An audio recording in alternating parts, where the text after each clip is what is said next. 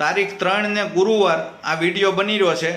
ન્યૂઝની ચેનલમાં જમાવટ ન્યૂઝમાં મેં હમણાં જોયું એક રત્ન કલાકારને આંખમાં આંસુડા છે અને એમ કહે છે કે હું હવે જીવન ટૂંકાવી દઉં છું, મારું પૂરું પડતું નથી અને મારા બાળકોનું ધ્યાન રાખજો. ભલામણા કાયર થઈને પાછી કરવાની હોય સંસારમાં. સંસાર માંડ્યો હોય એને દુઃખ જ હોય, પછી પૈસાવાળા હોય એને દુઃખ હોય, ગરીબ હોય એને દુઃખ હોય, મધ્યમ વર્ગના નહીં દુઃખ હોય.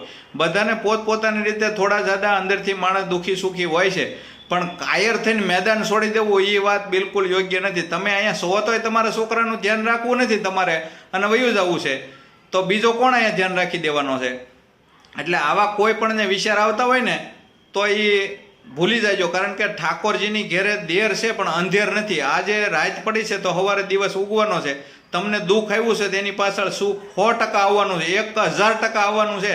પણ પાની ન કરતા ને કોઈ આત્મઘાત ન કરતા. આ વિડીયોને દરેક જગ્યાએ શેર કરીજો. મંદી છે તો શું છે, મરી જવાનું હોય, જીવી જવાનું હોય. ભલામણા